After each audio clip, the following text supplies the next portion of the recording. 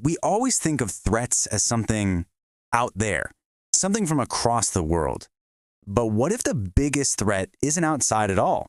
What if it's right down the hall, from someone you trust completely? Well, let's get into one of the most chilling stories in the history of espionage. It's a crazy paradox, right? The ultimate irony. I mean, what happens when the guy whose job it is to hunt down the country's most dangerous traitor is the traitor?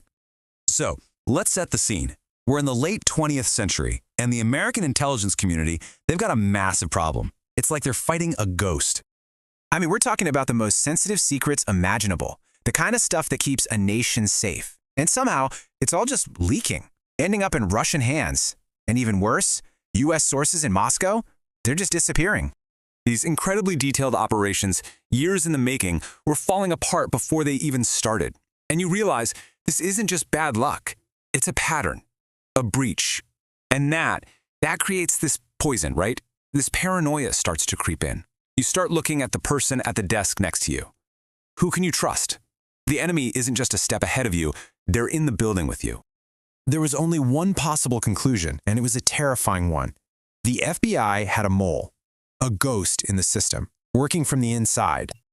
Okay, so how do you catch a ghost? Well, you get the best ghost hunter there is. And the FBI, they thought they knew exactly who that was.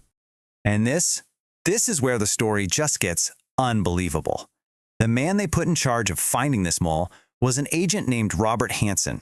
And he wasn't just some agent. He was a legend in counterintelligence. So his mission? Find the mole. His actual job? Making sure no one found him. Think about how perfect his cover was. This guy wasn't just some random agent. He was a pioneer in cybercrime. He literally wrote the book on a lot of their security protocols. He didn't just know the system, he built parts of it. He knew all the firewalls, all the weak spots, all the digital backdoors, because he put them there. He was using the very defenses he created to betray the country. So who was this guy, really? Let's talk about his incredible double life. If you met him, you wouldn't look twice. He was a devout family man, a father of 6, super religious. His coworkers even called him the mortician because he was just so boring and serious. But that was just a mask. Underneath it all, he was Ramon Garcia, a master spy for Russia. So you gotta ask, why? Why do it? And it's not what you think. It wasn't about politics or ideology. He didn't believe in communism. It was all about his ego. Just pure, massive ego. He honestly believed he was smarter than everyone else in the room, and when the FBI didn't give him the promotions and the respect he felt he deserved, he decided to get his revenge. So what did he get for all this? Over 20 years, he made about $1.4 million in cash and diamonds from the Russians. I mean, that's a lot of money. But here's the crazy part. The money was never the real goal.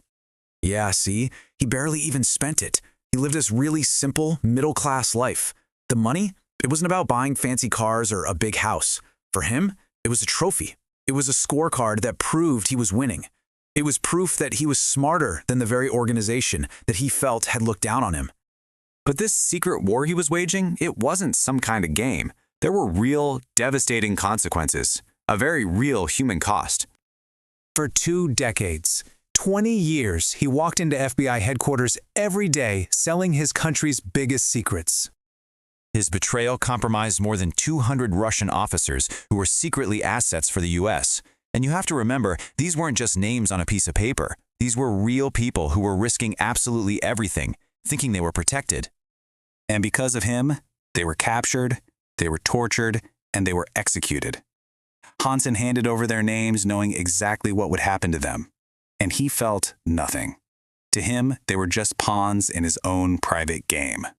But you can't keep a secret like that forever. Eventually, the walls start to close in. So let's get to the final chapter, how they finally caught the ghost. So, the beginning of the end came when the FBI got their hands on a secret file from a former KGB guy. Inside that file was just a trash bag from an old dead drop. Now, for years, you couldn't get a fingerprint off something like that. But technology caught up. They used this new technique and boom, they got a print. And when they ran it, it matched one of their own guys, Robert Hanssen. From that moment on, they watched his every move, and on February 18th, 2001, they followed him to a park as he made one final drop. The second he walked away, they moved in. So he's surrounded, cornered, and what does he do? Does he panic, resist? Nope. He just looks at the agents, his former colleagues, and says, "What took you so long?" Unbelievable. Even caught red-handed, his ego was the only thing on his mind.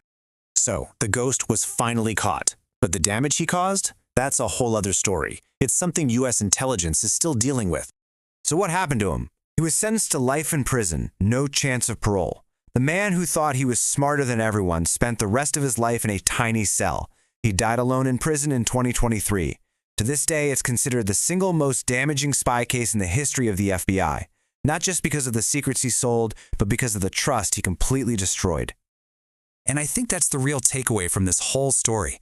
The biggest threat isn't always the enemy you can see coming.